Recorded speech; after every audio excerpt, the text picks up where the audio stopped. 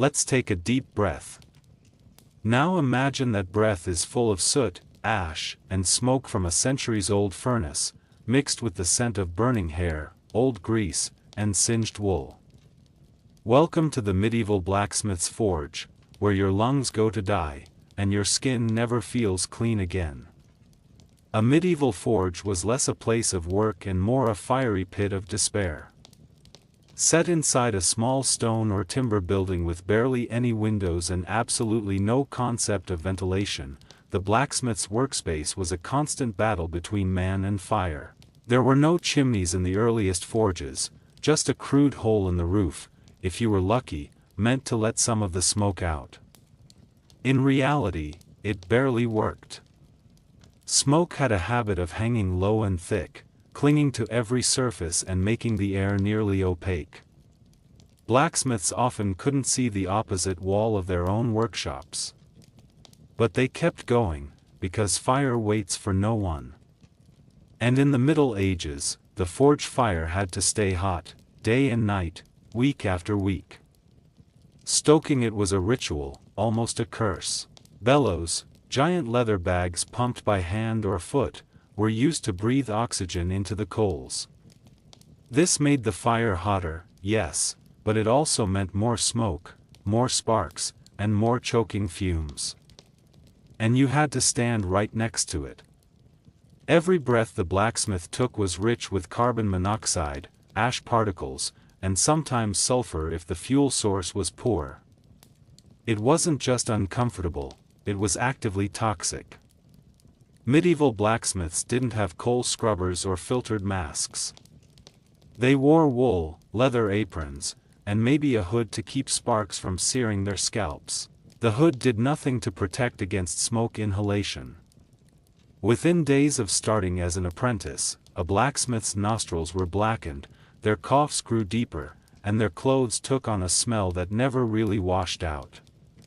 If you ever visit a living history museum and catch a faint whiff of something sharp and metallic, imagine that turned up to 11, mixed with human sweat and old soot baked into the walls. The floors weren't clean, either. Dust and ash accumulated rapidly. And then there were the tiny metal fragments, slag, broken nails, and hot rivets that fell and got lost in the dirt. You learned quickly to shuffle your feet instead of stepping, because stepping too confidently might land you on a still hot piece of iron, cue sizzling boots and a day of limping. The forge was a minefield, and blacksmiths worked in it barefoot more often than you'd think, especially in the summer. Then there were the fuel sources. In early medieval Europe, blacksmiths relied on charcoal. Sounds wholesome, right? Until you realize that medieval charcoal was often poorly made and full of impurities. It spit smoke like a dragon. Later on, blacksmiths moved to coal in some regions, but it came with sulfur and other noxious chemicals that turned the forge into something more akin to a chemical weapon testing site. Eyes watered constantly. Vision blurred from both heat shimmer and irritation. And forget keeping your face clean, blacksmiths had permasoot. A thick coating of grime that settled in every pore, every wrinkle, and around every fingernail. After a few years, their skin tone was indistinguishable from the anvil. The blacksmith's forge also came with uninvited guests. Smoke attracted flies, and heat attracted rats and mice, who came sniffing for dropped bits of food or bone. Yes, blacksmiths often ate in the forge, because they didn't have time to go home. Their bread would be dusted in ash. Their water would taste faintly of coal. The rats didn't mind. Nor did the cats, snakes, or, in more rural areas, the occasional chicken that wandered into the soot and never came out clean again. And because the forge was so dirty and smoky, it was also perpetually damp. Not wet exactly, but damp in the worst way. Damp with sweat. Damp with the occasional water used to cool metal, which splashed onto the dirt floors and made thick, sticky mud. This mud wasn't natural. It was black and oily from the residue of forge ash and bits of iron. It stuck to boots, crusted on the hem of aprons, and dried into patches that cracked and flaked off like old skin. This environment wasn't just uncomfortable. It was dangerous. The fire could jump. Sparks flew everywhere, into beards, onto shirts, into stacks of wood, or even into the dry thatch of nearby roofs. Entire villages had burned down because a blacksmith's forge belched one spark too many on a dry day.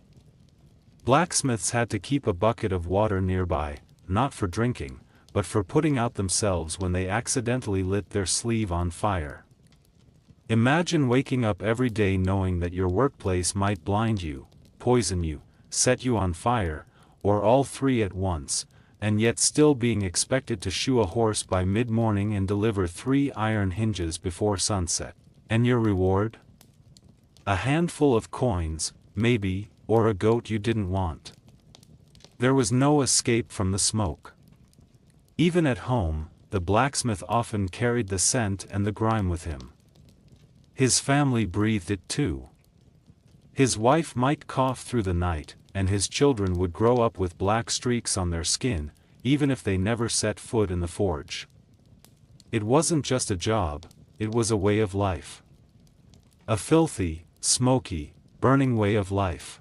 To survive as a blacksmith in medieval times, you had to accept that your lungs were going to fill with soot, your skin was going to be permanently darkened, and your eyes would always sting just a little. You had to accept that you'd never know what clean air smelled like again. You're standing in front of an anvil. You've already been here for 6 hours. Your shirt is soaked with sweat, your hands are blistered, and your forearms feel like overcooked porridge. The heat is so intense you can barely breathe. But the work isn't done. Not even close.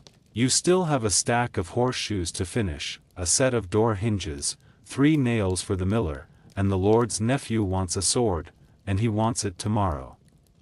So you lift the hammer again. And again. And again.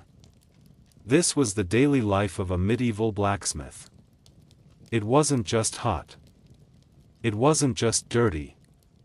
It was physically punishing in a way that modern life can't really replicate. Blacksmithing wasn't just about shaping metal, it was about enduring pain. Let's start with the hammer. It wasn't small. A blacksmith's hammer weighed several pounds, and depending on the task, they might have to use even heavier tools. Every strike had to be controlled. Too soft and the metal didn't shape. Too hard and you could ruin the piece, or worse, send hot shards flying into your eyes. So each swing required focus, precision, and strength. And you didn't do it once or twice. You did it hundreds, sometimes thousands of times in a single day. This repetitive motion wreaked havoc on the body. The blacksmith's dominant arm often grew visibly larger than the other, but it wasn't muscle built from luxury. It was strained, knotty, and riddled with pain. Blacksmiths developed tendinitis before the concept had a name. Their shoulders burned constantly. Their wrists swelled. Many had to wrap their joints in makeshift supports made from linen or leather, though these offered only mild relief. And there were no breaks. No ergonomic benches. No lunch hours. You ate standing up, if you ate at all. The fatigue wasn't just in the arms. The legs suffered too. Blacksmiths stood all day, shifting from foot to distribute weight. Their knees took a beating from the constant stance, and their backs, their backs, curved over time from years of leaning toward the anvil. A middle-aged blacksmith often moved like someone decades older, bent, stiff, and wincing with every step. And then there was the sound. To the untrained ear, a blacksmith's forge might sound exciting, clangs and pings echoing like some industrial symphony. But live inside that forge for a week and you'll beg for silence. The anvil was not quiet. Every strike created a metallic scream that bounced off the stone walls and reverberated through the bones. The ringing never stopped. Even when the forge fell silent, the sound remained, in the ears, in the skull, like a ghost refusing to leave. Many blacksmiths developed what we'd now call tinnitus. A constant high-pitched ringing that grew worse with age. Conversations became difficult. The world grew muffled, overpowered by a never-ending chime that no one else could hear. And there were no earplugs. The only protection was distance, and blacksmiths didn't have that luxury. The sound was so intense that it affected more than just the ears. It vibrated through the entire body. Some blacksmiths complained of jaw pain, toothaches, even blurred vision from the constant rattling of their skulls. The forge was an echo chamber, and the anvil was the instrument of pain. But blacksmiths weren't working alone. Often they had an apprentice or a striker, a helper whose sole job was to hit the metal under the blacksmith's direction. These strikers were sometimes young boys or even family members, and they suffered just as much. Their arms gave out. Their coordination failed. And if they missed their mark, the hammer could land on their hand, or worse, on someone else's. It was common for blacksmiths to be missing parts of fingers or have deformed knuckles from accidents. There were no safety protocols. No warning labels, just hammers, hot iron, and the ever-present risk of smashing flesh instead of steel. Despite the agony, precision was everything. A blacksmith couldn't just swing wildly. Each blow had to be calculated. Iron cooled quickly, so you had a narrow window to shape it before it hardened. If you didn't get it right, you had to start over, reheat, reposition, and try again. This pressure meant blacksmiths were always racing the clock, always chasing perfection with muscles that were screaming to stop. And when the work was finally done, that didn't mean rest. No, it meant cleanup. It meant sharpening tools, organizing scrap, hauling heavy tubs of coal, and preparing for tomorrow. Because the forge never really closed. The community always needed something. A broken latch. A bent nail. A new plowshare. And if you didn't deliver, someone else might. The competition was fierce. The workload was relentless. The strain wore blacksmiths down over time. In their youth, they might be strong and proud, with thick arms and wide shoulders. But age came quickly. By 30 or 40, most were already dealing with chronic pain. Arthritis was rampant, though it had no name. They just called it the ache. Their hands curled into claws from years of gripping tools.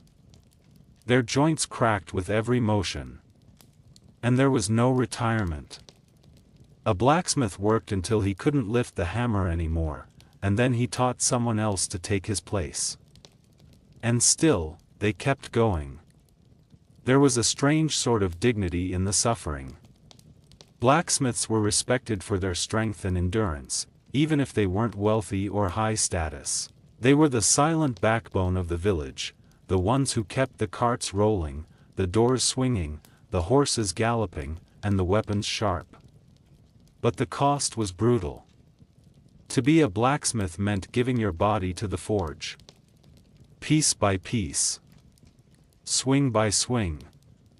Pain wasn't an occasional visitor, it was a permanent resident. It lived in your shoulders, your elbows, your ears, and your bones.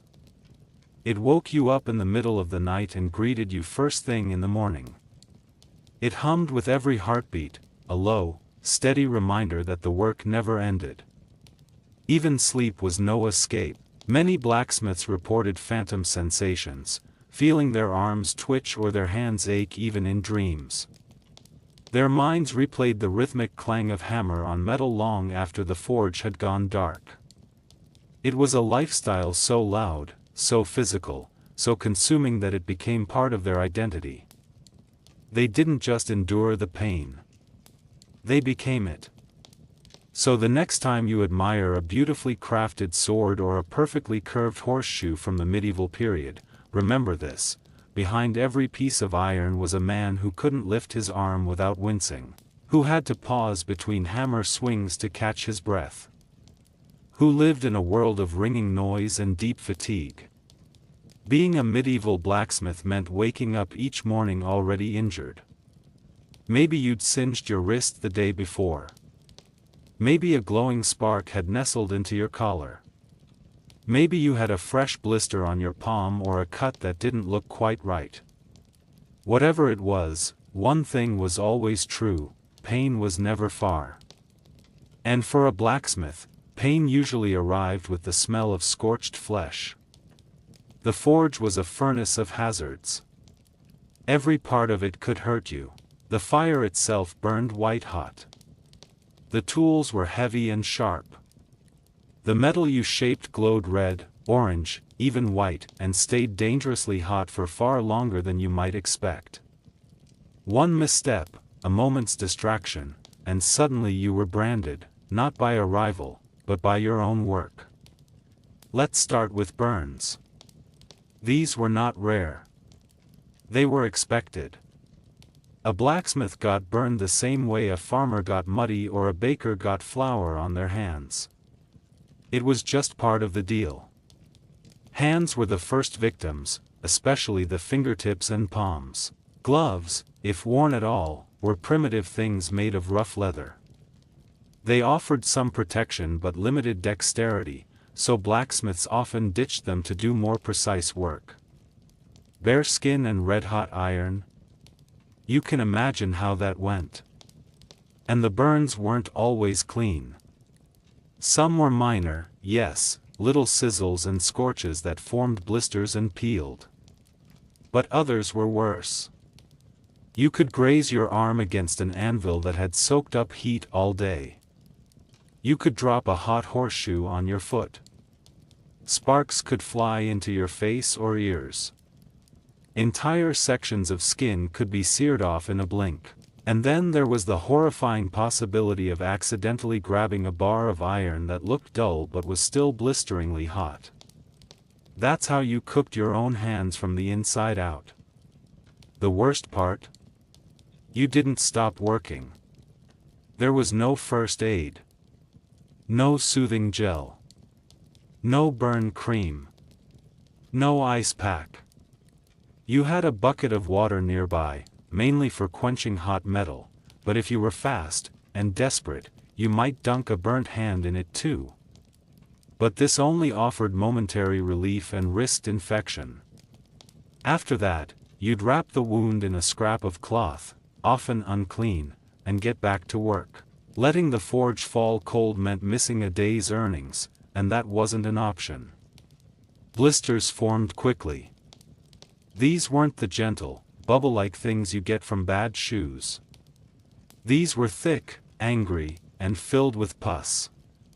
Some blacksmiths popped them with a dirty knife.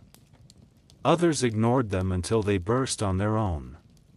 Either way, once the skin broke, it opened the door to far worse things.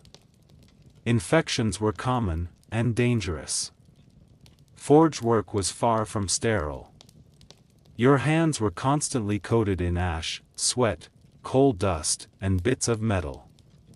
Every cut and blister risked turning septic. And remember, this was the Middle Ages. There were no antibiotics, no antiseptic creams, no way to clean wounds beyond washing with old water or applying whatever folk remedy was available. Some blacksmiths used honey or wine to treat burns and cuts, both of which had mild antibacterial properties. Others smeared their wounds with animal fat or herbs. Did it help? Sometimes. But more often, the wound grew red, swollen, and angry. Fever would follow.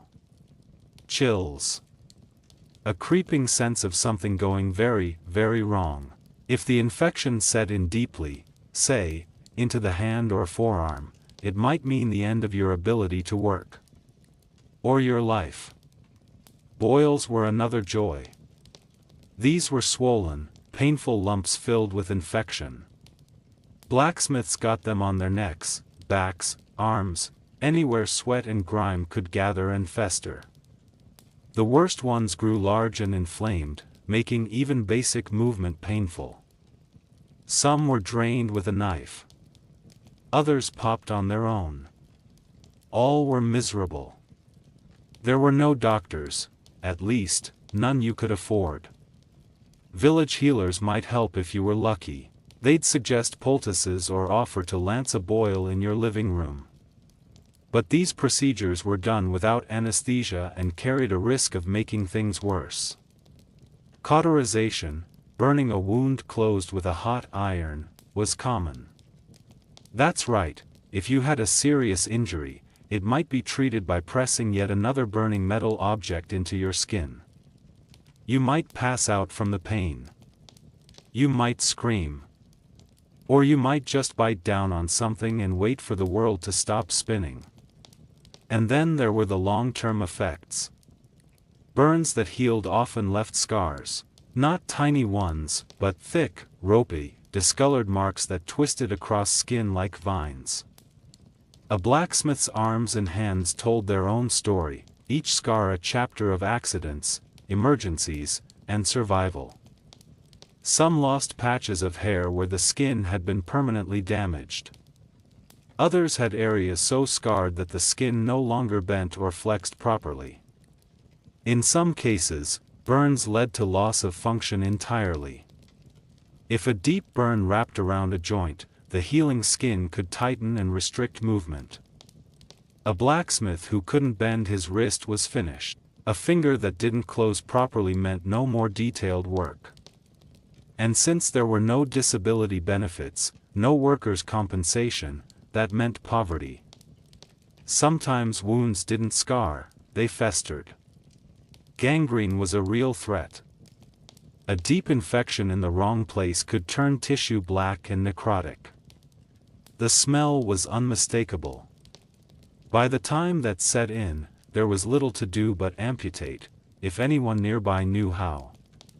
And even that came with the risk of death from blood loss or more infection. A simple blister could lead to a grave. But blacksmiths kept going. They learned to live with pain, to ignore it, to wrap wounds tight and hold tools in mangled hands. The body adapted, sort of. Calluses formed thick as leather. Fingers grew hard and stiff. Some blacksmiths developed forge hands, permanently swollen, blackened, and scarred extremities that barely looked human. It wasn't pretty, but it worked. Sort of. Even bathing didn't help much. When blacksmiths cleaned themselves, if they ever found the time, the soot, oil, and infection clung to the skin like guilt. Scrubbing with lye soap burned worse than the fire. And if you had an open wound, you could expect the soap to hiss in like acid. Still, cleanliness was a luxury. Most blacksmiths simply accepted that they would look and smell like scorched earth forever. Despite all of this, the expectations never changed. You were still expected to work. Still expected to meet deadlines. Still expected to produce perfect, polished items that others would use and admire, never realizing the blood that had gone into them. There was no reward for enduring all this pain. No medal. No special recognition. You just kept swinging the hammer, binding up your wounds, and hoping you didn't catch a fever from the last spark that bit your wrist. The never-ending queue, everyone wanted something. In the bustling chaos of a medieval village, the blacksmith's forge was the beating heart. Not because it was glamorous. Not because it was clean or quiet or sacred, but because no one, and we mean no one, could live without it.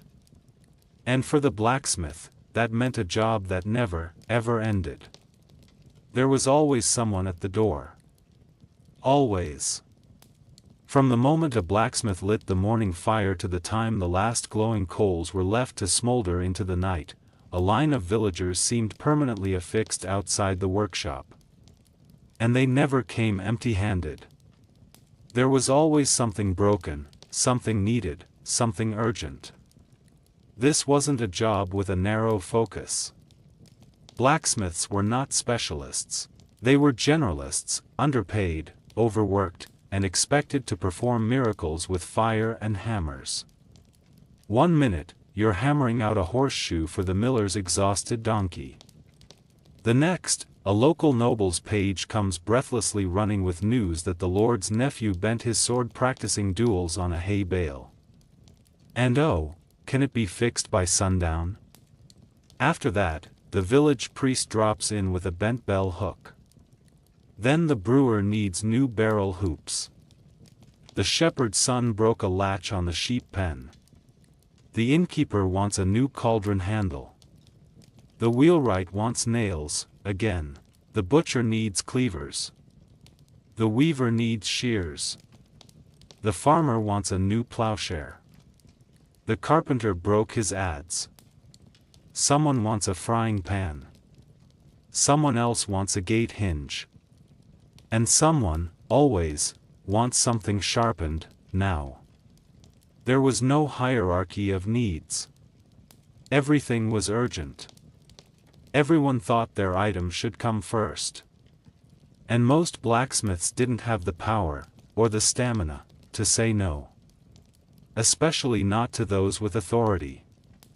A visit from the local baron could instantly derail a week's worth of labor. Noble demands always took precedence. So even if you were halfway through a dozen nail orders and your back was screaming, you'd still have to drop everything to make a new scabbard buckle for a boy who couldn't stop playing soldier. And this wasn't a world of standardized tools or mass production. Each job was bespoke. Each item had to be forged individually, often without a blueprint, using materials scavenged or recycled from earlier work. Someone might bring you a pile of twisted metal and expect you to turn it into a functioning door hinge. Or worse, they'd bring nothing at all and simply expect you to have something lying around. You were a smith, after all. Didn't you just have iron magically waiting? The truth was, blacksmiths often had to salvage their own raw materials. Iron wasn't cheap, and many villagers couldn't afford much. So blacksmiths got creative. They reused broken tools, reforged discarded pieces, and bartered for materials when coins were scarce. This meant more time sorting through junk, melting it down, reworking it, and trying to convince a customer that the slightly off-balance horseshoe would still do the trick. And if the work wasn't perfect? You heard about it. Immediately. Customers complained constantly. This nail's too short. That hinge creaks. This pan's too thin. The blade's not sharp enough. Never mind that their coin pouch was nearly empty or that the blacksmith had already worked 14 hours without eating. Every job had to be flawless. Durable. Beautiful. Cheap. And fast. The village didn't care that the blacksmith was just one man. He was expected to function like a full-service ironworks. Swords, axes, locks, keys, hinges, grates, tools, horseshoes, utensils, weapons, armor, nails, cooking pots. There was no "not my job" in this role. If it was made of metal, you made it. If it broke, you fixed it. This kind of workload was relentless. There were no quiet seasons. In the spring, farmers brought broken tools and needed new plowshares. In summer, carts needed repairs, horseshoes wore down faster, and the heat inside the forge became unbearable. In autumn, there was a rush to prepare for winter, locks for barns, hinges for doors, chains for sleds, axes for firewood. And in winter, though travel slowed, the requests didn't. People needed repair work, new cookware, weapon maintenance, and emergency tools. And blacksmiths still had to keep the fire lit, even in the bitter cold. Even holidays weren't sacred. If a horse threw a shoe on Christmas Eve, guess who was summoned? If a knight's armor strap broke before a joust, guess who got blamed? You could try to rest on Sundays, but someone was always pounding at your door, sometimes literally. And speaking of pounding, remember, the job itself didn't get easier just because the orders piled up. Every single item required its own set of procedures. Shaping a horseshoe was different from crafting a knife. Making a lock required fine detail, while reforging a cracked blade took brute strength. And sharpening tools? That was an entirely separate skill, more art than science. A blacksmith had to be part inventor, part sculptor, part technician, and part beast of burden. And then there was the mental toll. The constant interruptions made it nearly impossible to focus. You couldn't enter a flow state when people were yelling at you every 10 minutes. Just as you were getting into a groove, clang, clang, clang, someone popped their head in with a new request. Or worse, they came in just to watch. Villagers loved to gawk. Children would stare wide-eyed as you worked. Some would ask endless questions. Others would try to touch things, even if you shouted at them not to. More than one blacksmith probably dreamed of forging a "Do Not Disturb" sign, though no one would read it. And because the forge was central to the village, it also became a kind of accidental community center. People hung around. They chatted. They lingered. They leaned against the walls while you tried to work, filling the air with noise and gossip while you were one slip away from branding your own thigh. The stress mounted. The days blended into each other. There was no such thing as a good day at the forge. There were only days you survived and days you didn't. Some blacksmiths took on apprentices just to delegate a little of the chaos. But even then, training someone while trying to keep up with demand often just made things worse in the short term. You had to watch them closely, fix their mistakes, and absorb their slowness into your already overloaded schedule. And let's not forget that blacksmiths were also expected to make weapons, axes, swords, arrowheads, and spear tips. In times of war, you became a military supplier overnight. Your sleepy village might suddenly need 10 swords, 50 arrowheads, and 4 dozen pike ends, all by the end of the week. And if the army was passing through, they might conscript you outright. Congratulations! You now work full-time for the crown. Refusal was not an option. Even religious duties could fall into your lap. Monks and priests needed ironwork too, gate locks, candelabras, hinges for scripture chests, ornate tools for the altar. These were often unpaid commissions. You did it for God, they said. And what could you say? No. So, the next time you see an antique medieval key or an old cooking tripod in a museum, remember that it was probably made by a man who hadn't slept properly in days, who had 3 more orders stacked behind it, and who was expected to fix a wagon axle immediately after finishing. The forge was not a peaceful place.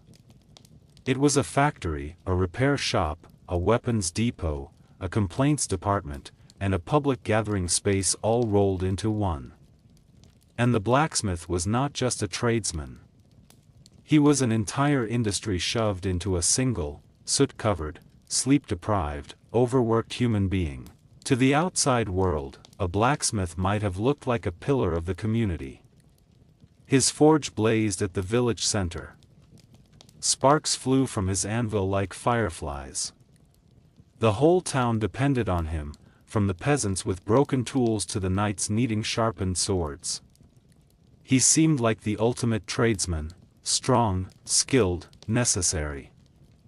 And yet, the blacksmith was trapped in a cruel and thankless cycle: endless labor, very little reward. You'd think someone so essential would be well compensated. After all, blacksmiths kept the wheels of society turning, literally. They fixed carts, made nails, forged hinges and locks, cookware, horseshoes, weapons. They worked for the village, the church, the manor, and sometimes the military. But blacksmiths were often paid last, or not at all. Many blacksmiths operated in an economy of favors and bartering, which sounds rustic and charming until you're the one doing the hammering. Instead of gold coins, a villager might offer 2 chickens for a new plowshare, or a basket of turnips for a pot repair. Some offered IOUs or promised labor in return, maybe help fixing the thatch on the blacksmith's roof. That help rarely arrived. The turnips wilted. The chickens were scrawny. And yet, the work kept coming. It wasn't that blacksmiths didn't understand the value of their trade. They did, but refusing work because someone couldn't pay was socially risky. In a small village, everyone knew everyone.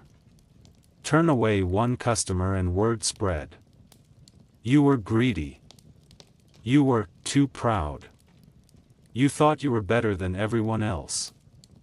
So most blacksmiths did the work anyway, hoping that at least their good standing in the village would translate to future favors or support when they needed it.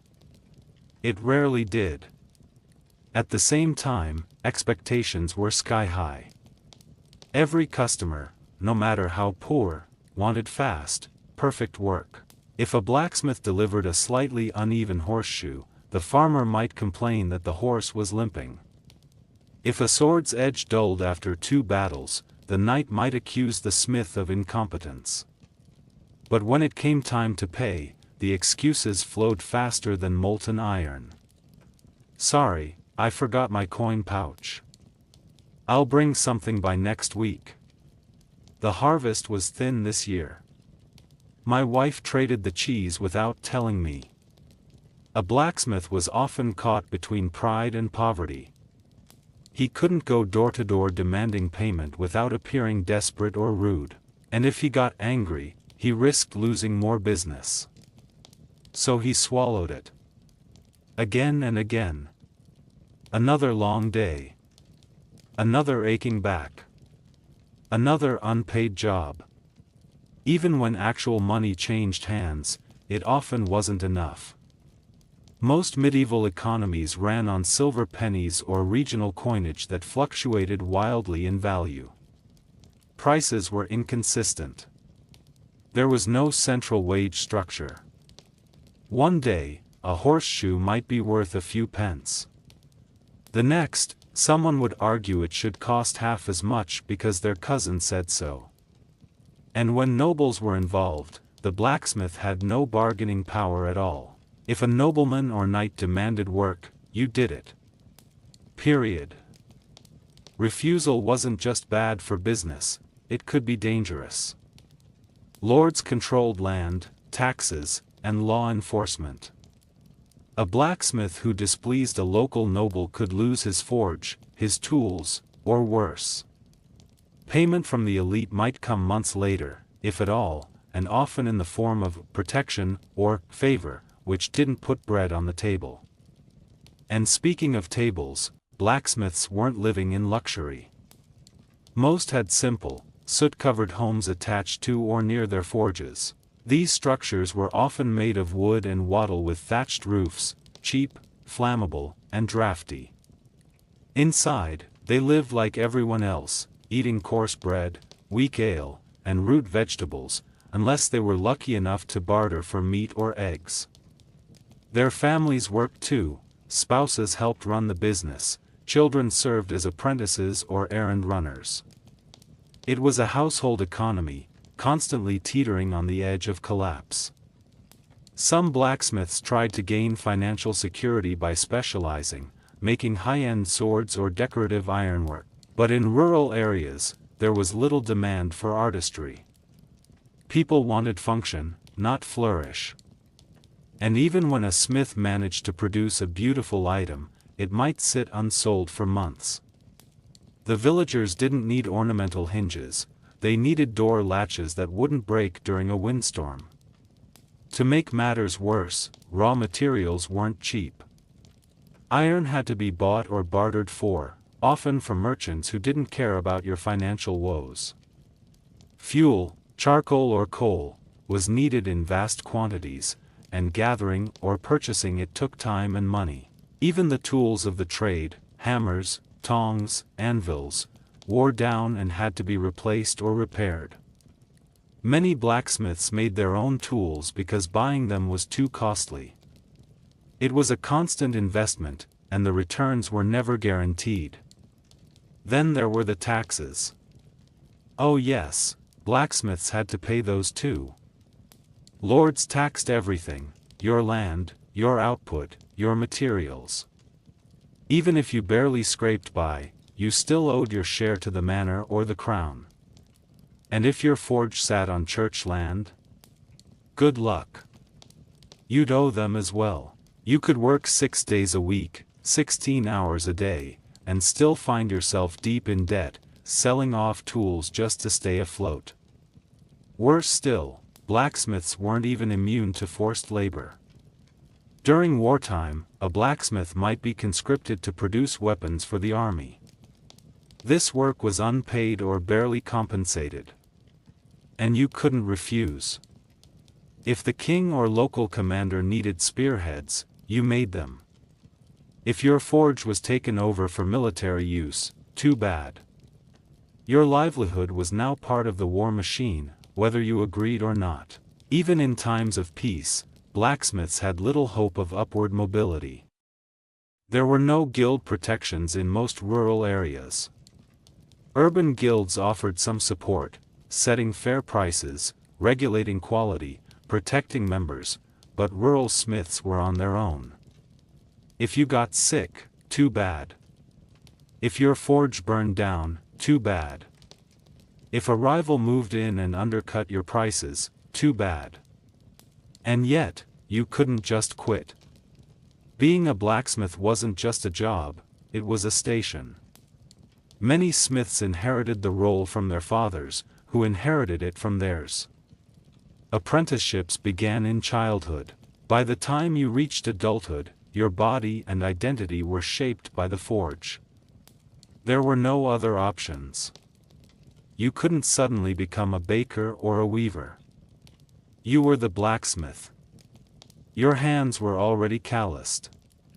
Your lungs already blackened. Your fate already sealed. So you kept going.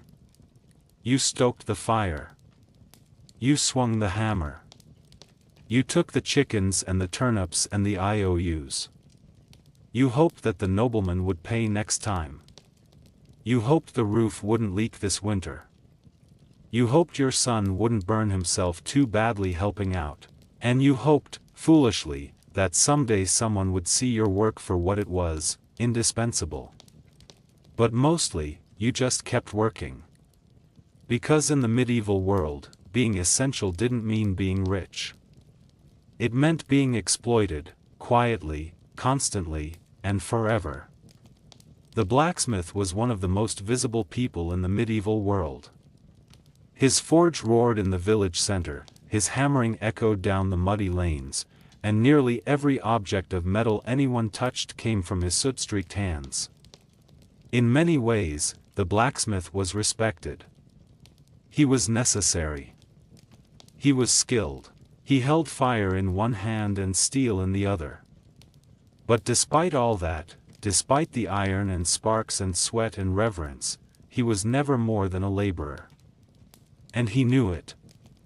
To survive as a medieval blacksmith was to occupy a strange, uncomfortable social limbo. You weren't a peasant, exactly. You weren't a noble. You weren't a priest. You weren't a beggar. You were important, but not powerful. Skilled, but not refined. Vital, but disposable. Let's start with what a blacksmith wasn't. He wasn't a serf tied to the land, but that didn't mean freedom. Most blacksmiths rented land from a lord or from the church, which meant they were still dependent on those in power. They could be taxed, conscripted, and regulated. They didn't own much, maybe a small cottage, a forge, some tools, and a scrap pile of iron if they were lucky. That placed them above day laborers or field hands, but still well below merchants, clergy, or knights. He wasn't part of the nobility or gentry. He didn't dine in the great hall. He wasn't invited to hunts or festivals. He couldn't read or write most of the time, and no matter how strong his arms were or how intricate his work, his hands were blackened, his clothes ragged, and his scent less than fragrant. Soot, sweat, and scorched leather were not the perfumes of the court. At the same time, he wasn't a poor farmer either. He had a trade. He had tools. He had a fire that never went out and a roof that didn't leak as much as others. People came to him. They needed him. And that granted him a peculiar kind of social power. People might nod when he passed. They might listen when he spoke about tools or horses. They might even call him Master Smith out of habit or politeness. But when it came to real decisions, about taxes, land use, justice, or war, the blacksmith's voice didn't count. He wasn't on the village council. He wasn't consulted by the Lord unless something was broken. His respectability ended the moment he wiped his hands on his apron. Because under all the sparks and noise, he was still a man who labored for his living. And that, in the medieval mind, was never noble. In medieval society, manual labor was inherently low status, no matter how complex. The only exceptions were those who labored for God, the monks who grew food or copied texts.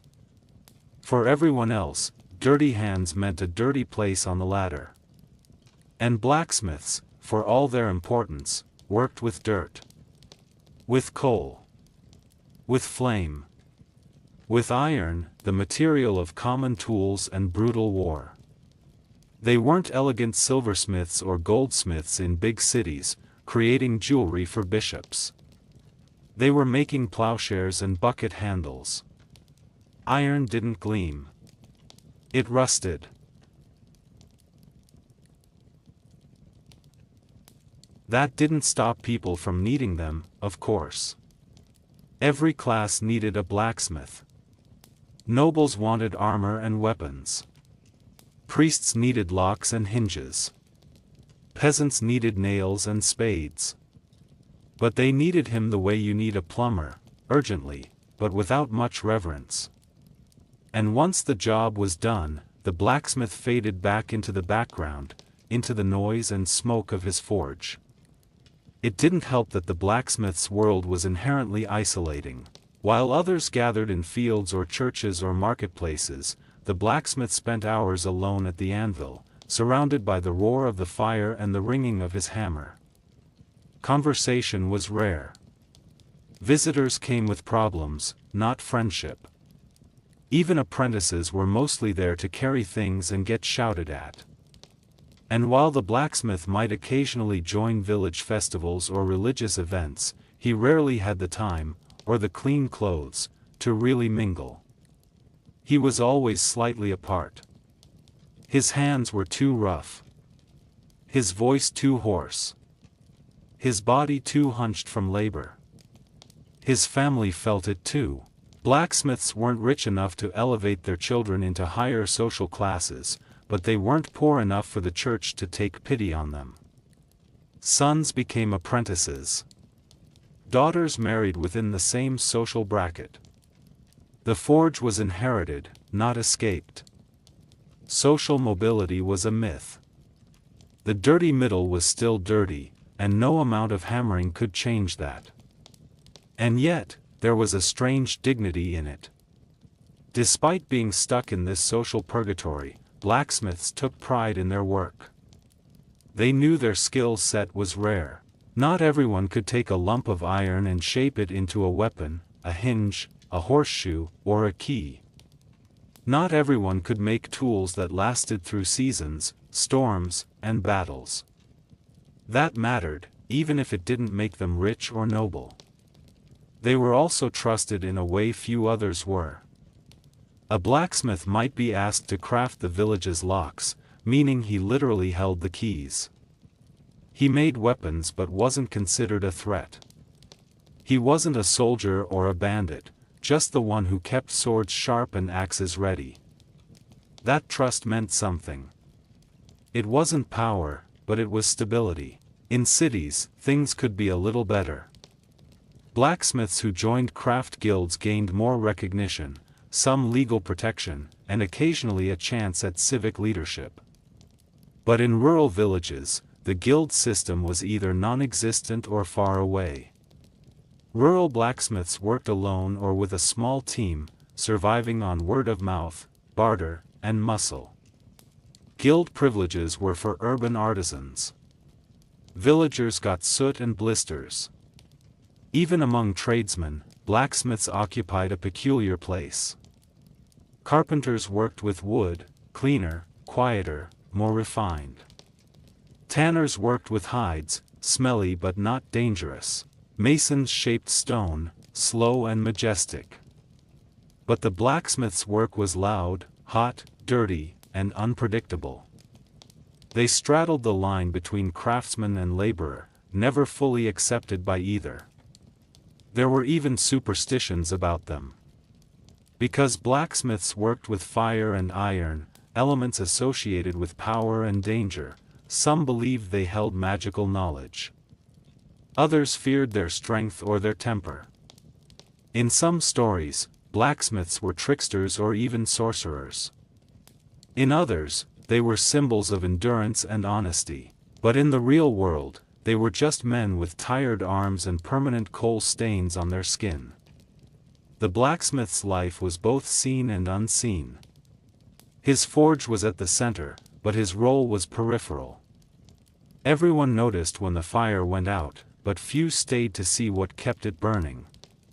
He was respected, yes, but respected the way a millstone is respected, only when it's turning. So he kept hammering. Not for glory. Not for wealth. Not for fame or freedom. But because the village needed him, even if they didn't quite admire him. He held a place, but not a high one. He was in the middle, covered in soot, halfway between honor and obscurity. Respected, yes. But always a laborer. And always alone by the fire. Everything broke, and it was always your fault. In the medieval village, when something broke, and something always broke, the blacksmith was the first person everyone thought of. Not in a "how can he help" way, but more like, this is obviously his fault. It didn't matter if it was a rusty plow, a dented sword, a wagon wheel that snapped during a storm, or a horseshoe that fell off after a week, people pointed fingers fast and furiously.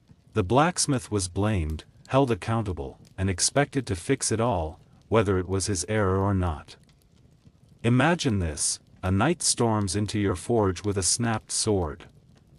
He slams it onto your workbench and snarls, "This blade bent in battle. It nearly cost me my life." Never mind that he struck a stone wall with it, or that he hadn't sharpened it in a month. To him, and everyone else, the smith must have made it wrong. Too soft. Poor iron. Bad workmanship. This wasn't just about the tools of war. It was every object made of iron or metal in the medieval world. A farmer's plow breaks because he hit a buried rock. The blacksmith made it weak. A door hinge rusts out during a wet season. The blacksmith used cheap iron. A chain snaps while hauling logs. Obviously forged poorly. Every crack, bend, squeak, or failure in the village's daily life somehow ended up back at the forge. And the medieval world was full of things breaking. Wood warped. Iron corroded. Nails worked loose. Tools wore down fast. Roads were muddy. Travel was rough. There were no garages, no spare parts, no factories to mass-produce replacements. The blacksmith was both the manufacturer and the repairman, and in most people's minds, also the cause of all failure. The real irony? Many of these items were old. Extremely old. A blacksmith might fix a sword that was already a century past its prime, passed down through generations. Or he might be handed an ancient, rusted farming implement and told to make it like new. If it broke a week later, well, clearly he had done something wrong. No one wanted to hear about metal fatigue. Or the effects of years of rain, snow, and neglect. In a world with almost no understanding of chemistry or structural integrity, broken meant bad, and bad meant the blacksmith messed up. Sometimes, things weren't even his to blame, but people invented connections. A wagon broke a wheel? That was a carpenter's domain. But the blacksmith had forged the axle bolt. Or the nails. Or perhaps a reinforcing brace. So now it was his problem too. A neighbor fell through a rickety gate. Someone said, "Didn't the blacksmith make the latch?" Suddenly, it's your fault that old Gregory is covered in mud and shouting curses. This blame culture wasn't just annoying, it could be dangerous. Medieval people were deeply superstitious. If a weapon failed during battle, or a tool broke during the harvest, it wasn't just inconvenient, it might be seen as a bad omen. Or even sabotage. Maybe the blacksmith had angered the gods. Maybe he was cursed. Maybe he put a hex on the item. It sounds ridiculous now, but back then, these ideas had real consequences. A blacksmith's reputation could collapse because of one snapped sword or a broken cart pin, and rebuilding that trust could take years, if it happened at all. There was no Yelp, no Better Business Bureau, and no receipts. Reputation was everything. If villagers believed you made shoddy work, they'd stop coming. Or worse, they'd come only to complain and demand free repairs. You couldn't just shrug and say, "User error." The concept didn't exist. People didn't believe in nuance. If it broke, it was the maker's fault. End of story. Even fellow tradesmen were quick to point fingers. A carpenter might blame the smith's nails when a chair collapsed. A wheelwright might say a bent rim was due to a misaligned iron band. A mason might claim a scaffolding chain failed because the link wasn't strong enough. Everyone was looking for someone to blame, and the blacksmith was always the easiest target because he was always there, always working, and always essential. Of course, some blacksmiths did make mistakes. They were human. A rushed weld. A weak piece of scrap iron passed off as new. An improperly tempered sword. But even then, they were under impossible pressure. Villagers wanted things fast. Materials were often subpar. There were no perfect conditions. Lighting was poor. Ventilation was non-existent. You couldn't test things the way modern machinists do. No precision instruments. No stress testing. No standard grades of metal. Everything was by feel and experience. But try explaining that to a red-faced noble who just returned from a skirmish with a bent blade. The pressure to be flawless was relentless. The blacksmith had to walk a tightrope, strong enough for armor, precise enough for hinges, durable enough for wagon wheels, delicate enough for kitchen hooks. Every object had to be both beautiful and functional, even though the tools were crude and the resources were unreliable. You were supposed to be a human forge, a machine with judgment, never tired, never off your game. Any flaw, real or imagined, was a personal failure in the eyes of the community.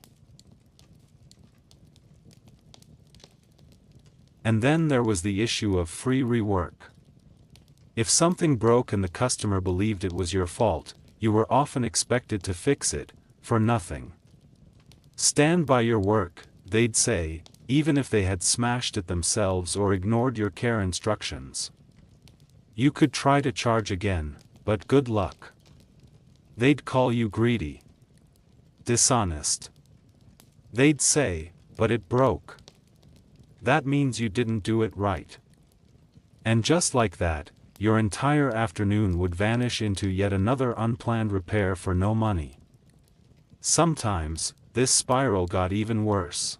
If you refused to fix something for free, or pushed back on blame, you could earn a reputation as a bad-tempered or unhelpful smith.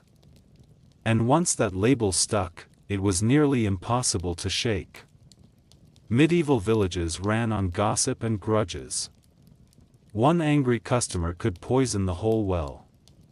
So the blacksmith had no choice. He bit his tongue, nodded patiently, fixed the thing. Again. And again. Even when he knew the fault wasn't his. Even when he knew the same person would be back in a week with another snapped tool and the same accusing stare. In truth, the blacksmith was a kind of medieval IT department, forever fixing problems caused by user error, poor materials, or age, but constantly blamed for every malfunction. He was the silent repairman behind every battle, every harvest, every household. But unlike modern tech support, there were no tickets, no logs, no screens, just hammers, fire, and sweat. And every repair was a gamble. Would it last? Would they blame him? Would he lose a customer? Would he get paid? Most of the time, the answer was simple, no. And still, the forge burned. The hammer rang. The blacksmith, hunched and sore, kept working, knowing full well that when the next thing broke, and it would somehow be his fault. Because in the medieval world, being the fixer didn't make you trusted. It just made you the first one blamed when things fell apart. Living in the forge, sleeping where you sweat. When you think of home, you might picture a quiet space, a place to rest, breathe, and leave work behind. For a medieval blacksmith, however, the concept of home was far less comforting. For many smiths, the forge was not just where they worked. It was also where they slept, ate, coughed, aged, and eventually died. There was no separation between labor and life. The clang of metal didn't stop at the end of the day, it echoed up through the floorboards. And the smoke, the soot, the stink of scorched leather and molten iron, it came to bed with you. Most blacksmiths, especially in villages and smaller towns, didn't have the luxury of a separate residence. Building materials were expensive. Space was limited. It made sense to have your forge and your home in one structure. Often, the living quarters were crammed into a loft above the workshop or in a small attached room beside it. These spaces were tight, stuffy, and perpetually filthy. The idea of cleanliness, by modern standards, was laughable. The forge below was never fully cold. Even after the bellows fell silent and the coals stopped glowing, the air retained the day's heat. Iron doesn't forgive. It stays hot, and it radiates. The walls, floors, and everything inside would soak up the day's labor and hold on to it like a curse. Even at night, the room would hum with the ghost of fire. There were no thermostats. No insulation. Just heat and sweat, layers of it, baked into the wood and stone like an unholy marinade. The blacksmith would climb the ladder or steps to his loft, arms still aching from hammering, legs shaking, back screaming. The only bed was usually a straw-stuffed mattress, maybe with a rough wool blanket if he was lucky. No sheets. No pillows. Just a pile of scratchy fabric, surrounded by walls blackened from years of fire and smoke. If it had a window, it was likely shuttered to keep out thieves, wind, and gossip. But that also kept out air. Ventilation, if it existed at all, was a loose board or a hole in the ceiling that let the smoke escape, slowly. And what smoke it was! The air in the living quarters was a strange cocktail of aromas: burned charcoal, singed animal hide, iron dust, scorched wood, sweat, and the ever-present tang of rust. Blacksmiths didn't just work in this air, they breathed it, ate it, slept in it. Every breath dragged that mixture into their lungs. Every morning began with a cough, and every night ended with one. Lungs didn't last long in such conditions. Respiratory issues were constant. Wheezing, shortness of breath, phlegm, and slow suffocation over decades, it was all part of the deal. Imagine trying to fall asleep with your nose full of soot, your hair stinking of smoke, your skin still sticky with sweat. Washing wasn't a nightly ritual. Water had to be drawn from a well or river, heated over a fire, and used sparingly. Baths were rare. You went to bed as you were, grimy, sore, and half poisoned by your day. And the sounds, oh, the sounds. Even if the forge was quiet at night, the forge never stopped talking. The fire crackled. The embers popped. Metal shifted as it cooled. The building groaned as it contracted from the heat of the day. Tools clinked on their hooks. Sometimes animals, rodents or stray cats, moved through the corners, drawn by warmth or scraps. And sometimes, the work didn't even stop. If an urgent request came in, a noble's horse unshod, or a sudden need for weapons, the smith might be back at the anvil well past midnight, with his family trying to sleep just feet away. It was no better for the blacksmith's wife or children. They lived in the same conditions. Children might play among tools and scraps during the day, and sleep curled in the corner at night. Soot settled on their toys, in their hair, in their lungs. There was no childproofing in the medieval forge, no safety rails, no barriers. Just fire and noise and danger. Many smiths trained their sons from a young age, meaning a 10-year-old might already be swinging a small hammer, breathing in coal dust, and handling glowing metal. Fire accidents were common. One mistake, one ember falling into a pile of straw, and the whole building could go up in flames. And if it did, the family didn't just lose their home. They lost their livelihood, their tools, their entire identity. There were no insurance policies. No community fundraisers. The forge was everything, and it was always on the brink of destroying them. But even when it didn't burn, it wore you down. There was no escaping the forge. You could try to step outside, into the cold, the mud, the rain, but the fire followed you, in your lungs and on your skin. The blacksmith lived in his work. Not metaphorically. Literally. The forge was an extension of his body, one that never let him rest. His hands ached even as he slept. His back never stopped cramping. He couldn't turn it off. He just waited for the next sunrise, and the next demand. And yet, many blacksmiths wouldn't have known anything different. The idea of a private life or personal space was a modern fantasy. In the Middle Ages, you were what you did. You were where you worked. A blacksmith didn't clock in and out. He was a blacksmith from the moment he woke until the moment he died, probably hunched over his anvil, coughing and squinting through the smoke. There were some who might have had it slightly better. Wealthier city smiths, those tied to guilds or serving royal clients, might afford separate quarters or employ more hands to take shifts. But even then, the majority still lived with their forge. The convenience was too great.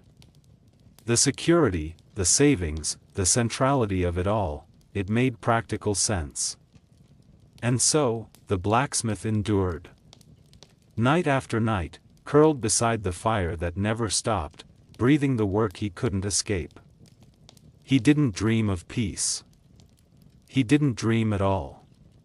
He was too tired. Too scorched. And he had to be up at dawn.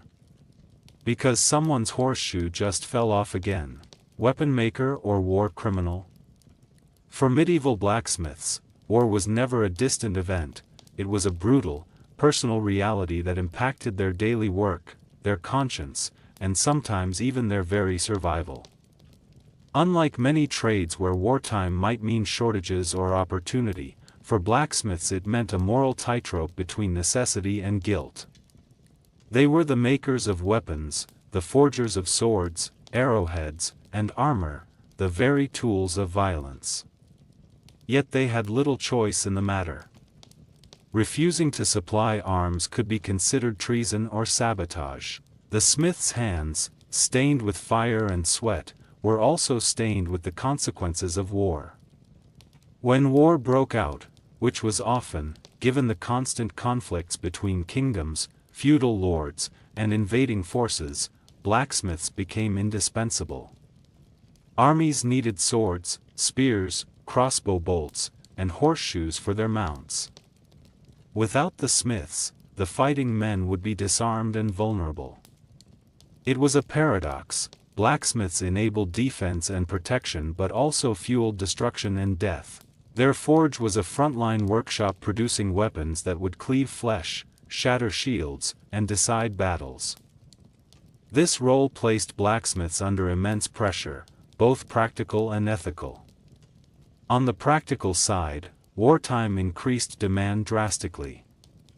The steady rhythm of crafting plows, nails, cooking utensils, and horseshoes shifted into a frantic, almost overwhelming rush to produce weapons of war. Orders came in non-stop from lords and military leaders. Deadlines were tight. Mistakes could cost lives. Quality was paramount. A poorly forged sword might break in battle, causing a soldier's death and the smith's ruin. Yet materials were often scarce, iron was in high demand, and skilled helpers were drafted to fight, leaving fewer hands to work the forge. On the ethical side, blacksmiths faced a deeper dilemma. By making weapons, were they complicit in the violence and death caused by those arms? Could they claim to be innocent craftsmen when their work was used to kill? Or were they merely surviving, doing what they had to do to keep food on the table and a roof over their heads? In medieval society, this question was rarely openly debated. The need for weapons was accepted as a fact of life, but that didn't mean it sat well with blacksmiths themselves. Many blacksmiths felt trapped. They were part artisans, part soldier suppliers, and part unintended agents of war.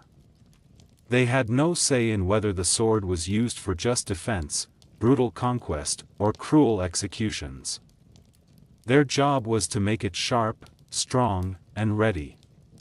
Refusal to comply with demands for weapons could have severe consequences. Lords and nobles controlled the land, the resources, and the law. Defying their orders might mean confiscation of tools, imprisonment, or worse. During sieges or invasions, blacksmiths might be forced at sword point to produce weapons for the aggressors. In some cases, smiths who tried to resist or sabotage production were accused of treason, spying, or witchcraft. This dynamic made blacksmiths both indispensable and vulnerable. In some regions, blacksmiths were required to swear oaths of loyalty or secrecy, pledging to keep the king's weapons safe and to supply no enemies. They were sometimes conscripted into militias or expected to fight alongside their neighbors. Yet their expertise kept them behind the scenes, making them targets of suspicion. Were they loyal smiths or secret traitors? Were their weapons being used to protect the realm or to oppress the people? The blacksmith's forge was a place of paradox. It created tools of protection but also tools of destruction. Swords made to defend a village could be used to massacre it. Axes forged for chopping wood could become instruments of execution. Armor that shielded a noble might simultaneously enslave peasants under his rule. Moreover, the emotional burden was real. Imagine hammering a glowing sword blade, knowing it might be wielded to kill a friend, a neighbor, or even a family member in a distant feud. The blacksmith's work was not just physical labor but a constant negotiation with conscience. Some smiths tried to ease this burden by making weapons better or worse, depending on their loyalties. Stories survive of blacksmiths secretly weakening enemy swords or sabotaging armor, risking everything to aid one side or protect innocents. But these acts were dangerous and rare. Others accepted their role pragmatically, focusing on craft and survival. They saw their weapons as tools, like any other. The smith's job was not to judge how they were used but to do their work well. The toll of this moral gray area extended beyond the forge. Blacksmiths were often caught in the crossfire of political power plays, accused of treason if the war turned against their lords, or of complicity if the enemy won. Their family's fate could hinge on the shifting tides of battle. In short, being a medieval blacksmith wasn't just about hard labor and smoke-filled lungs. It was about carrying the heavy, invisible weight of war, one hammer blow at a time. It took years to learn, and you still might be terrible. Becoming a medieval blacksmith was no casual endeavor. It wasn't something you picked up overnight, or even in a few months. It was a grueling, painstaking process that could take years of sweat, failure, and frustration, often beginning in childhood and stretching into adulthood. And even after all that training, there was no guarantee you'd become a skilled craftsman. In fact, many never did. Blacksmithing was one of the most physically demanding and technically complex trades of the Middle Ages. You had to master a blend of muscle, technique, timing, and knowledge of materials that was almost alchemical in nature. The apprenticeship system was designed to instill these skills, but it was brutal in practice. Most aspiring blacksmiths started young, around the age of 10 to 14. They were typically sons of smiths or villagers desperate for a trade. The apprenticeship lasted anywhere from 5 to 7 years. During this time, the apprentice was basically a full-time laborer, fetching coal and water, stoking fires, cleaning the forge, carrying heavy loads, and doing the dirtiest, most repetitive tasks, often for little or no pay. There was no instant gratification. The earliest years were about endurance, patience, and obedience rather than artistry or mastery. Apprentices learned by watching the master smith work, absorbing knowledge through repetition and correction.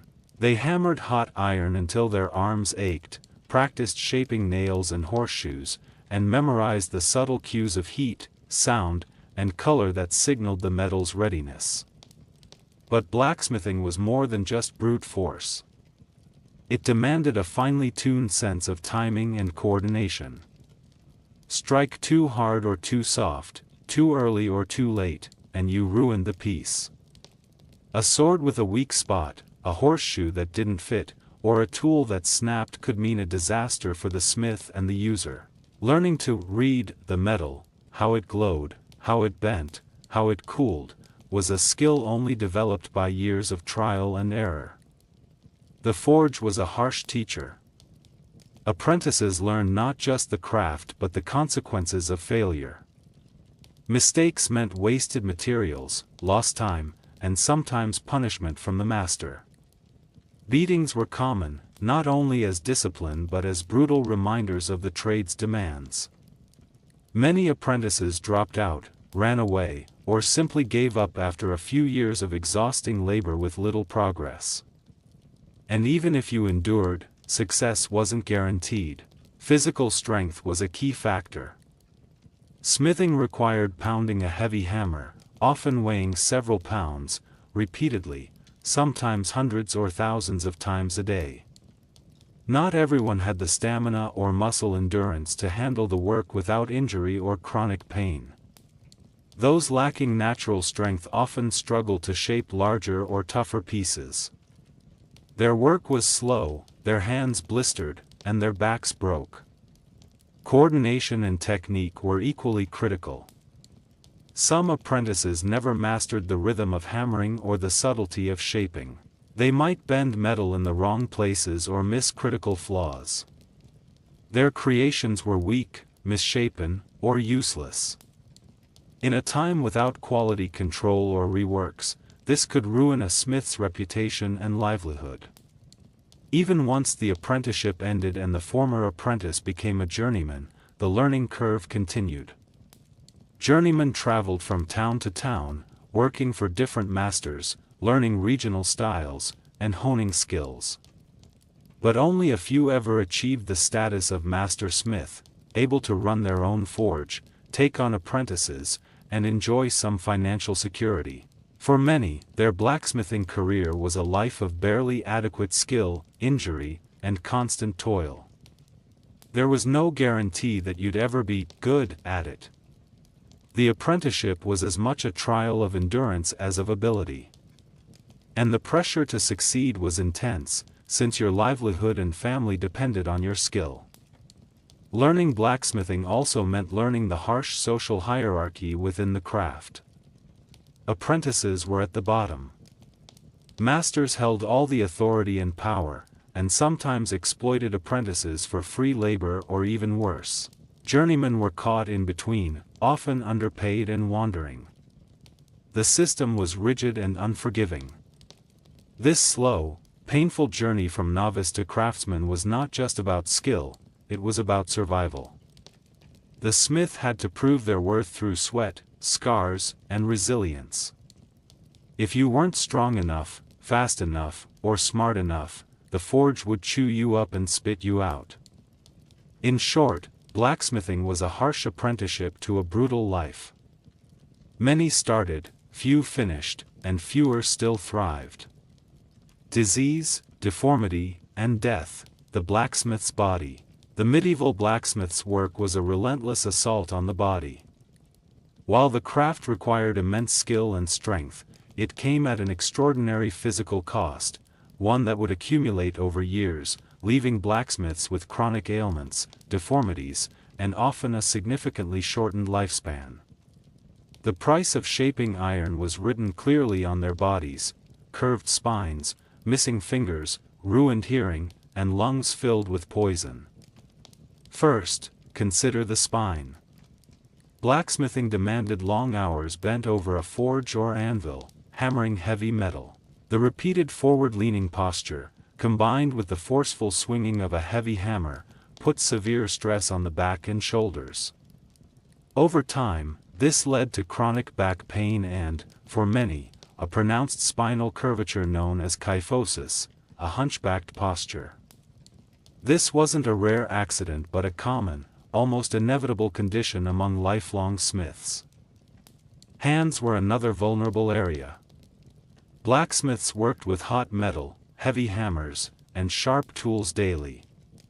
Cuts, burns, blisters, and crushed fingers were routine injuries. Without modern medicine, small wounds could become infected and lead to gangrene, often necessitating amputation. Losing a finger or two was a common fate, yet it was a devastating blow to a craftsman's ability. A blacksmith missing fingers faced enormous challenges continuing the trade, yet many persevered despite their disabilities. Their hands also suffered from repetitive strain injuries and joint damage. Arthritis set in early from pounding and gripping tools. Fingers could stiffen, swell, and become misshapen. Calluses thickened into painful growths. Some smiths lost tactile sensitivity, making delicate work even harder.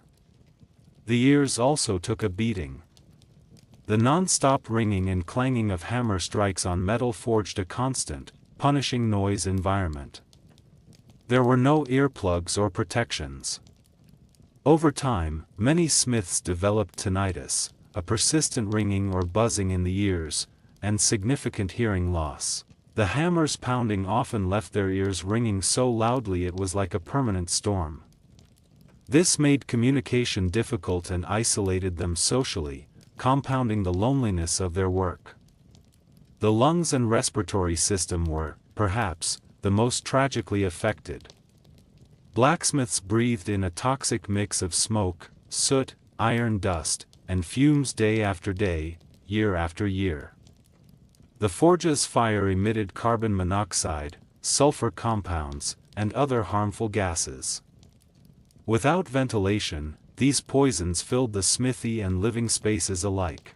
Chronic exposure led to lung diseases such as bronchitis, emphysema, and a debilitating condition called blacksmith's lung, a type of pneumoconiosis caused by inhaling fine metal and coal dust.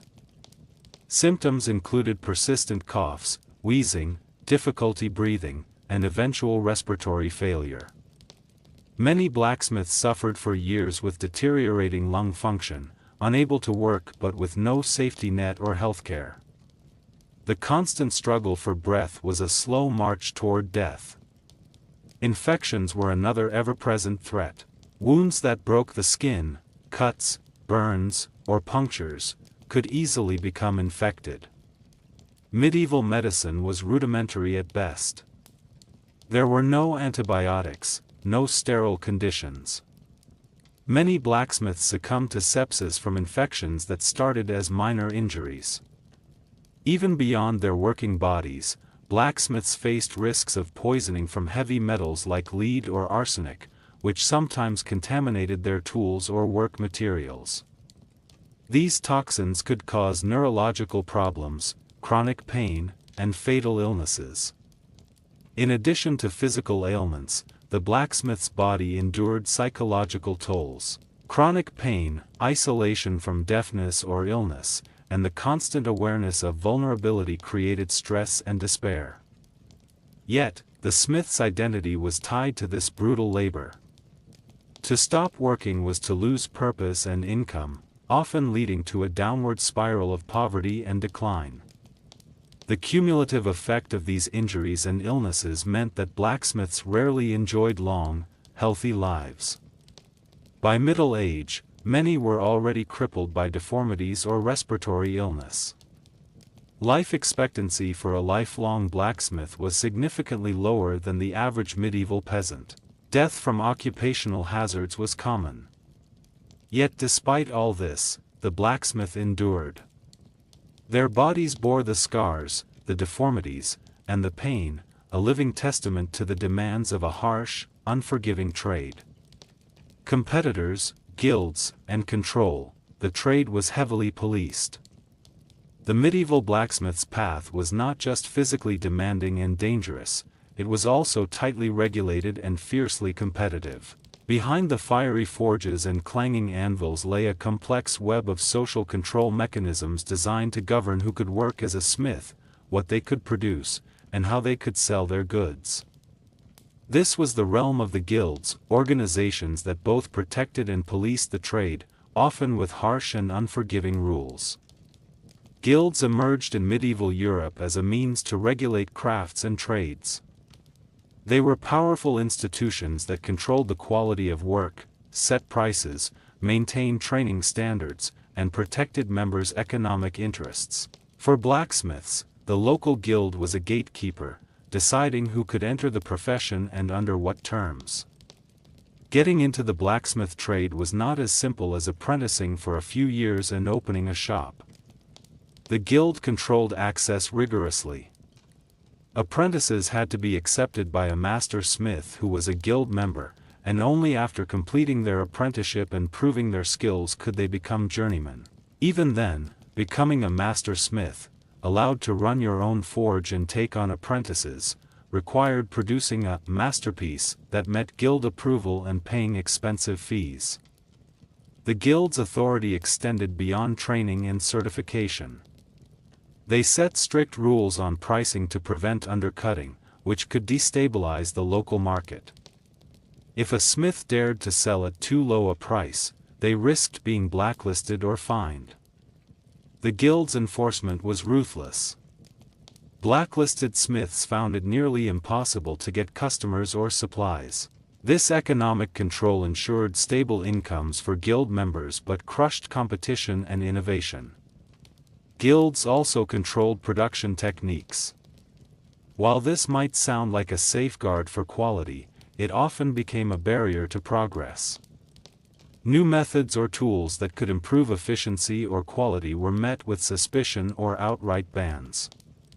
Guild leaders, often older masters invested in traditional ways, feared losing control or their status. As a result, smiths had limited freedom to experiment or adopt new technologies. This resistance to change meant many blacksmiths were trapped in outdated, inefficient practices. For example, some guilds forbade the use of water-powered hammers or new ironworking techniques because they disrupted the status quo. Those who tried to innovate risked sanctions or expulsion. Beyond controlling the economics and methods, guilds also imposed social rules. They regulated who could marry, where smiths could live, and even what they could wear. Guild members often met regularly to enforce these rules, settle disputes, and maintain discipline. Punishments for infractions ranged from fines and public humiliation to expulsion. Guilds also wielded political influence. They represented smiths' interests to local lords and authorities, negotiated taxes and privileges, and ensured protection from unfair competition, including from non-guild craftsmen or foreign traders. This power made guilds indispensable but also intimidating. Competition outside the guild system was fierce but risky. Some smiths operated illegally, working without guild approval or selling cheap goods. These rogue smiths faced harassment, theft of their tools, or violence orchestrated by guild members to protect their monopoly. The guild's monopoly on blacksmithing was fiercely defended, often with brutal tactics. Even within the guild, tension simmered. Younger smiths chafed under the control of older masters. Journeymen struggled for the chance to advance. Disputes over work quality, pricing, or customer poaching led to fights and lawsuits. For the average blacksmith, the guild system was a double-edged sword. It offered protection, training, and a network of support, but also imposed heavy constraints on freedom, innovation, and competition. The smith's fate was tied to navigating this complex and often harsh social and economic structure. In essence, blacksmithing was more than just a physical and technical challenge, it was a battle fought as much in meeting halls and courts as at the forge and anvil. To survive and succeed, a smith had to master not only metal but also politics, economics, and social control. The fires never stop, no time off, even for festivals. In medieval villages and towns, life was governed by the rhythm of the seasons, the church calendar, and community celebrations. Festivals, feast days, and holy days marked moments of joy, rest, and social gathering. Yet for the blacksmith, these special occasions offered little relief. Unlike peasants who might celebrate, nobles who feasted, or clergy who took holy days seriously, blacksmiths rarely got a break. The fires of the forge never went cold, and the anvil never stopped ringing. This relentless pace was rooted in the sheer indispensability of the blacksmith's work. Medieval society depended on metal tools, weapons, household items, and transportation equipment. When a cartwheel broke, a horse lost a shoe, or a blade dulled or snapped, the blacksmith was the only person capable of fixing it. Without their skills, the village's economy, safety, and day-to-day life would grind to a halt. The pressure to be constantly available meant that blacksmiths worked through festivals and holy days. While neighbors were feasting and celebrating, smiths were hammering, heating, and shaping iron in the smoky forge. The heat from the fire and the ringing hammer became the background soundtrack to celebrations in the town square. It wasn't just an expectation, it was an unbreakable necessity. If a key tool broke on the morning of a harvest festival, the smith had to fix it immediately. If a farmer's plowshare cracked on the first day of planting season, no festival was going to delay repair. If a sword snapped during a local militia muster, the blacksmith was on call. The community depended on the smith to keep everything moving, no matter the day. Even worse, the blacksmith's family shared this burden.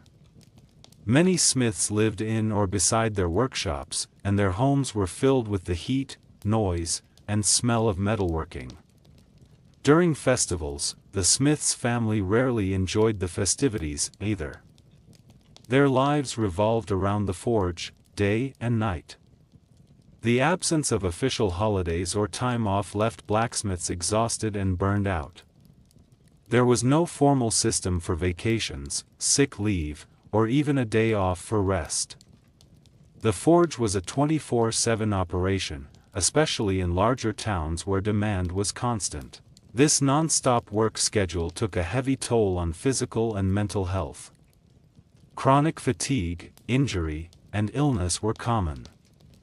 Blacksmiths often faced the cruel irony of being too busy working to heal properly from wounds or illnesses, worsening their conditions over time. Psychologically, the lack of breaks and isolation could lead to despair or a sense of entrapment. While others enjoyed the bonds of community through festivals and gatherings, blacksmiths were often sidelined, missing out on the shared joys and cultural traditions of their neighbors.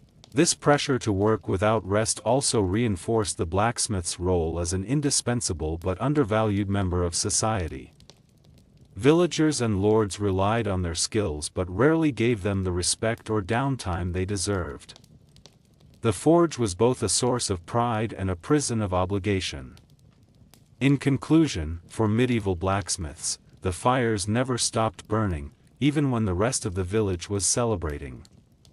The relentless demands of their craft meant no days off, no festivals, and no respite. They were the unsung engines of medieval life, working endlessly behind the scenes while others partied. Rural versus urban blacksmithing, it didn't get better. When picturing medieval blacksmiths, it's easy to imagine the bustling city forge filled with the clamor of hammers and the heat of molten metal. Yet whether in the crowded streets of a medieval town or the quiet isolation of the countryside, the blacksmith's life was relentlessly harsh.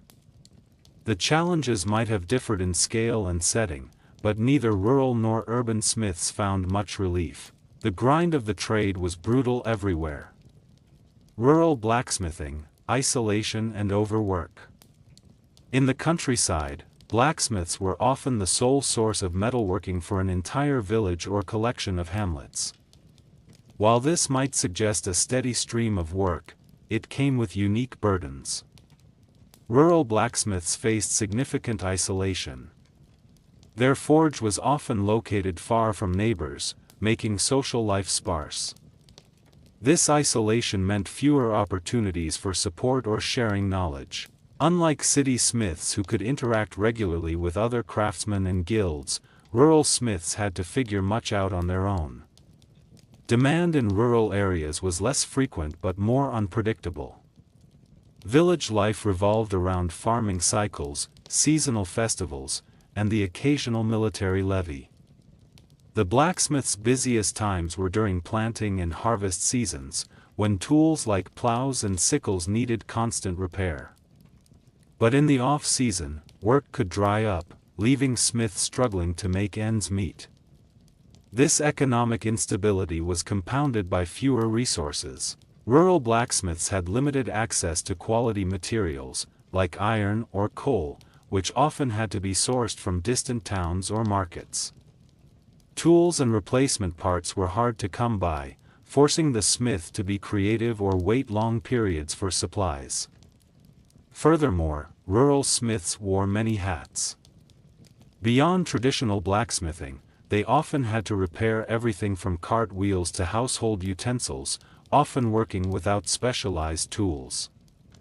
The constant switching of tasks required adaptability but also prevented the development of expertise in any one area. The rural forge was often a place of hardship and danger. The blacksmith lived near or within their workshop, exposing themselves and their family to smoke, fire hazards, and the deafening noise of hammer strikes. The lack of community support and medical care meant injuries or illnesses were more likely to become debilitating or fatal. Urban blacksmithing, crowded markets and cutthroat competition. In contrast, city blacksmiths operated in a crowded, noisy environment with a bustling population and constant demand for metal goods. Towns and cities had larger markets, more clients, and a greater need for specialized products such as weapons, armor, locks, horseshoes, and household items. This higher demand meant more work, and often longer hours. Urban blacksmiths faced relentless pressure to produce, fix, and innovate to keep up with the needs of merchants, soldiers, and townsfolk. However, this bustling demand came with a steep price: intense competition. Medieval towns were crowded with multiple smiths operating side by side, all vying for the same customers. Guilds tightly controlled who could work and what they could produce, enforcing strict rules and high fees to maintain their monopoly. To survive in the city, blacksmiths had to navigate not only the physical demands of their work but also political and economic rivalries. Guild politics, disputes over territory, and accusations of undercutting prices or poor workmanship were common. Conflicts could turn violent or result in expulsion from the guild, effectively ending a smith's career. Moreover, city smiths had to meet higher standards. Nobles and wealthy merchants demanded finely crafted weapons and armor, which required skill and expensive materials. Urban blacksmiths had to master specialized techniques and keep up with trends, which meant constant learning and investment. Despite these pressures, urban blacksmiths had some advantages. They had better access to markets, raw materials, and apprentices. They could collaborate with other craftsmen, like armorers, locksmiths, and toolmakers, to expand their skills and product range. Guild membership provided some protections and social standing that rural smiths lacked. The common ground: no escape from hardship. Despite the different circumstances, blacksmiths in both rural and urban settings shared many of the same struggles: grueling physical labor, health hazards, economic uncertainty, and social pressures. Neither life was easy, and neither promised security or comfort. Both rural and urban blacksmiths lived and worked amid smoke, noise, and danger. Their bodies bore the scars of burns, deformities, and illnesses.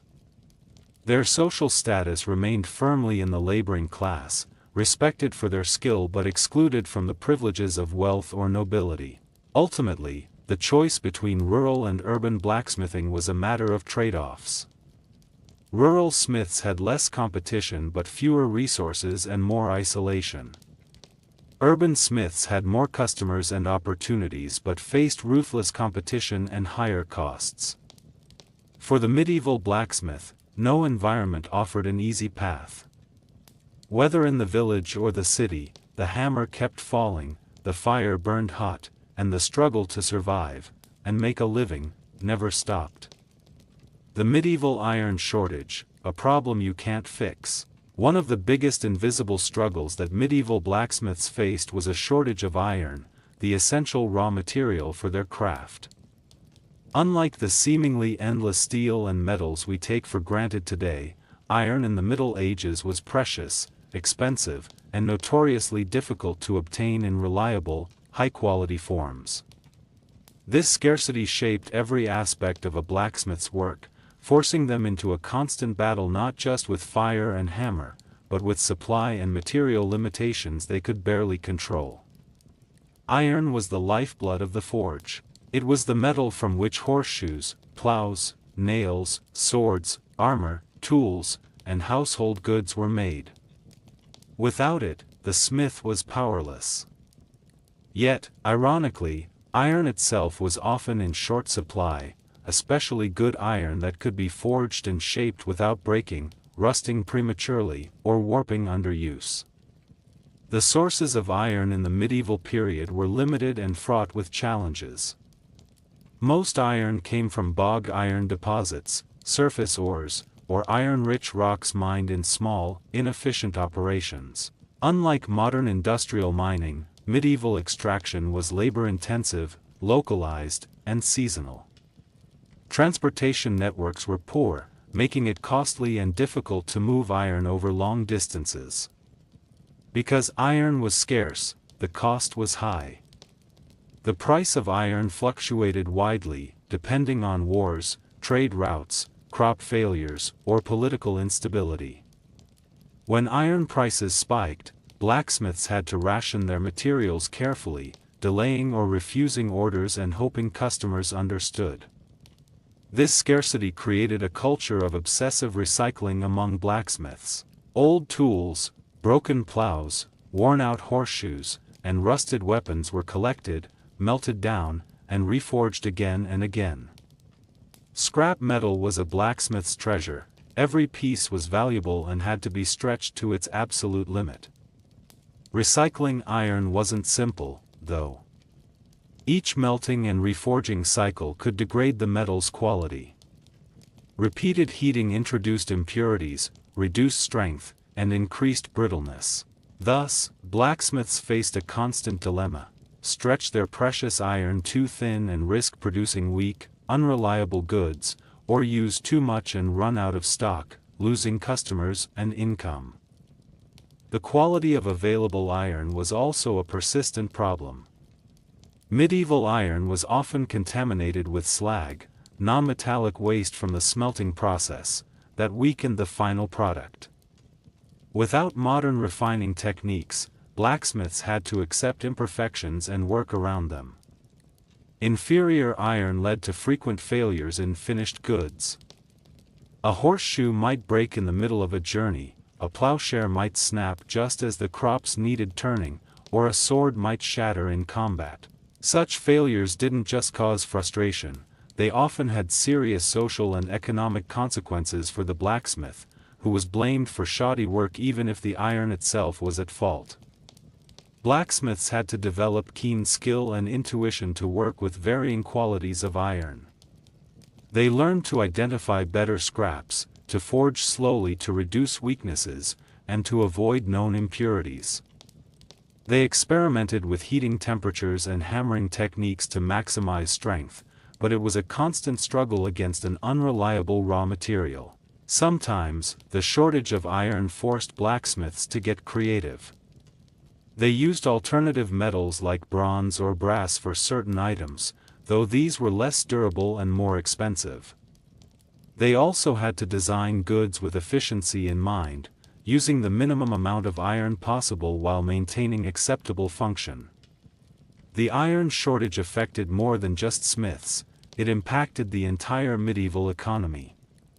Farmers struggled to maintain tools, soldiers faced shortages of weapons and armor, and builders had limited nails and fittings. The scarcity of iron was a bottleneck that slowed down progress and innovation in many areas. To make matters worse, political factors often interfered with iron trade. Local lords or kings might impose taxes, embargoes, or controls on iron supplies to control weapons production or raise revenue. Wars disrupted trade routes, making it impossible to import needed materials. Blacksmiths had no say in these decisions but bore the brunt of their consequences. In summary, the medieval iron shortage was a problem that blacksmiths simply couldn't fix. They had to work within severe material limits, recycle obsessively, and accept the constant risk of using poor quality iron. This shortage shaped not only their craft but also their economic survival and social standing. In a world where iron was both precious and elusive, blacksmiths walked a tightrope of scarcity, skill, and supply, forever trying to keep the fires burning despite the odds stacked against them. Romanticized today, forgotten then. When we think of medieval blacksmiths today, many of us picture a figure out of a romantic storybook or fantasy film, a strong, skilled craftsman standing proudly at his blazing forge, hammer in hand, shaping metal into weapons of legend or tools that build civilization. This image is deeply ingrained in popular culture, from movies and TV shows to video games and novels. Yet the reality for medieval blacksmiths was far from this idealized vision. Behind the glowing embers and ringing hammers was a harsh, exhausting existence marked by relentless labor, social invisibility, and economic precarity. Blacksmiths were indispensable, but that hardly translated into respect, security, or comfort. They were, in many ways, forgotten, by society, by history, and even sometimes by themselves. The myth of the noble craftsman. The romantic image often highlights the blacksmith's skill and strength, but it tends to ignore the grueling daily reality. Yes, blacksmithing required skill and physical power, but it was also dirty, painful, repetitive, and dangerous work. The sparks flying from the anvil might look dramatic on screen, but in reality, the forge was a smoky, suffocating place filled with ash, soot, and toxic fumes. Medieval blacksmiths worked from dawn to dusk, sometimes longer, with little rest. Their bodies endured burns, blisters, cracked joints, hearing loss, and chronic fatigue. Injuries were common and often worsened by poor medical knowledge and the absence of painkillers or antibiotics. The romanticized image never shows the blacksmith's mangled fingers or the permanent scars from forge accidents. The social reality: skilled but still laborers. Despite their essential role, blacksmiths were considered part of the working class, not the elite. They were respected for their craft but still manual laborers, often living in modest homes near their noisy, smoky workshops. They didn't enjoy the privileges of the nobility or wealthy merchants, nor did they have political power. In fact, many blacksmiths lived on the edge of poverty. They were vulnerable to fluctuations in demand, supply shortages, and the whims of local lords who might delay or withhold payment. This financial instability meant they had little chance to improve their social standing or wealth, no matter how skilled they were. Easily replaced and underappreciated.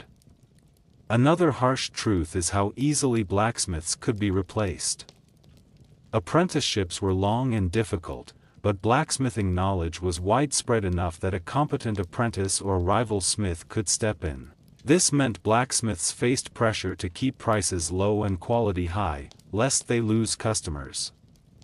Communities often took blacksmiths' work for granted, assuming tools and weapons would always be available on demand. When goods broke or failed, the smith was blamed, regardless of circumstances. Yet when the forge ran cold, few noticed or cared until the next crisis.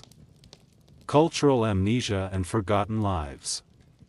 Medieval blacksmiths rarely left personal records, stories, or artifacts that survived to modern times. Their work was vital but ephemeral. Tools and weapons wear out, get lost, or melted down. Without written accounts or grand monuments, their lives and struggles have largely faded from history's spotlight. This erasure contributes to the mythologized image we hold today. We celebrate the idea of the blacksmith while forgetting the realities of their daily existence. The romantic blacksmith is a symbol, a fantasy, rather than a reflection of the lived experience of medieval craftsmen. Why remembering the reality matters. Understanding the true hardship of medieval blacksmiths doesn't diminish their skill or importance. It honors their resilience and perseverance in a brutal world. It also challenges the comfortable myths that make history seem tidy and heroic, reminding us that behind every iconic image is a messy, difficult human story. In a way, remembering the harsh reality is more respectful than idealizing an impossible legend. It brings us closer to the real people who forged the tools, weapons, and infrastructure that shaped medieval society, people who endured pain, fatigue, and obscurity to keep their communities alive. Romanticized today, forgotten then, the real story behind the medieval blacksmith. When you picture a medieval blacksmith today, your mind might fill with images from movies, storybooks, or video games, a burly, heroic figure standing tall by the roaring forge, hammer in hand, crafting legendary swords or noble tools that seem almost magical. The blacksmith is often portrayed as the ultimate symbol of strength, skill, and indispensable craftsmanship, almost a medieval superhero. But that polished image is just a fantasy. The real medieval blacksmith's life was far less glamorous, far more exhausting, and far less appreciated. What we see on the screen or read in fiction has been romanticized into a myth that hides the harsh reality of day-to-day existence.